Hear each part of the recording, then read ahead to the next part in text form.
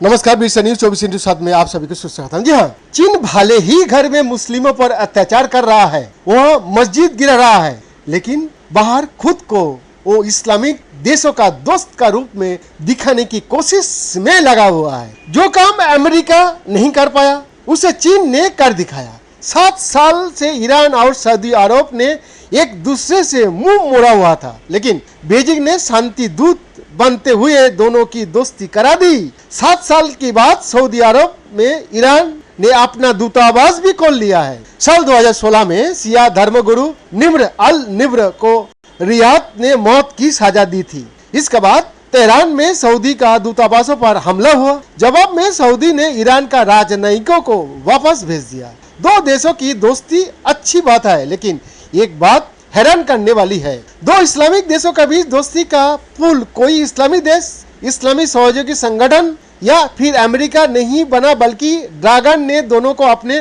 पीठ पर सवार कर दोस्ती का पाठ पढ़ाया। आखिर क्या, क्यों, चलिए देखता हूँ। 2016 के उस घटना की बाद से ईरान और सऊदी अरब के रिश्ते में काफी तनाव था, मगर 10 मार्च को एक अप्रत्याशित घटना हुआ। दोनों देशों का नेताओं ने चीन में मुलाकात की और दोस्ती के समझौते पर हस्ताक्षर किए। ईरान का सुरक्षा अधिकारी अली समरखनी और सऊदी के राष्ट्रीय सुलह का सलाहकार मुसैद बिन मोहम्मद अल अवन ने चीन की मौजूदगी में समझौते पर हस्ताक्षर किया। इसके बाद से सऊदी अरब ने सिर्फ ईरान नहीं बल्कि सीरिया और यमन जैसे देशों का साथ भी संबंध सुधारने में लग गया। खाड़ी देशों में अमेरिकी सेना का दबदबा रहा है और चीन भी अपना बेस वहां बनाना चाह रहा है। चीन भी अपनी डिप्लोमेटिक मौजूदगी वहां दिखाना चाहता है। अगर चीन ऐसा कर पाता है तो वो दुनिया के संदेश दे सकता है कि अमेरिका की दुनिया में धमक कम हो रही है। समुद्र में चीन अपना दबदबा बनाने की होड़ में लगा ही हुआ है। अगर वो इस्लामिक देशों में भी ऐसा करता है तो वो बड़ी जीत होगी। इसके अलावा चीन का व्यापार में इन देशों का साथ काफी ज्यादा भी हो सकता है। ये तो बात हुई ही चीन की। अब भला सऊदी और ईरान ने चीन का झगड़ा सुलझाने के लिए बड़ा भैया क्यों नहीं बताया? पहले बात ईरान की परमाणु परीक्षण को लेकर अमेरिका का साथ उसका विवाद जग जाहिर है। ऐसे में चीन का रूप में ही उसे एक दोस्त मिला हुआ है।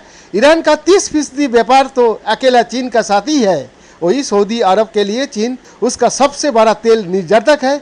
अक्सर चीन सबसे ज्यादा तेल सऊदी अरब से ही लेता है। सवाल यह भी उठता है कि आखिर अमेरिका ये काम क्यों नहीं कर पाया? अमेरिका के ईरान के साथ सीधे कोई संबंध नहीं है, इसलिए वो चाहकर भी कुछ नहीं कर सकता। दूसरी, सऊदी अरब ने भी चीन को इस समझौते से अलग रखकर ये संदेश दे दिया था कि वो किसी एक गुट में खुद को देखना नहीं चाहता है। इस समझौते के जरिए उसने ये संदेश भी दे दिया है कि वो सुरक्षा और व्यापार के मुद्दे पर सिर्फ अमेरिका या उसके सहयोगियों पर निर्भर नहीं है।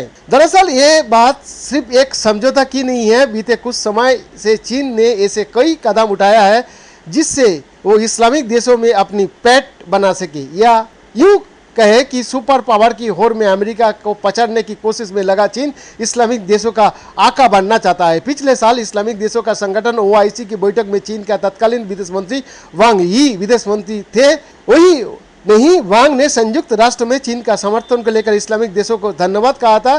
कई मौके ऐसा आया है जब चीन से जुड़ा कोई मामला होता तो इस्लामिक देश वहां मौजूद ही नहीं होता है। इसके अलावा चीन इस्लामिक देशों में भारी भरकम निवेश भी कर रहा है। अपने BRI प्रोजेक्ट के जरिए उसने $400 अरब का निवेश करने की बात कही है। कतार से शुरू तल से तेवर अपनाए, लेकिन बाद में अपनी और उसने भी अपना रुख नरम कर लिया है। चीन व्यापारिक ही नहीं, मुस्लिम देशों के साथ धार्मिक गतिविधियों भी बढ़ाने में लगा हुआ है।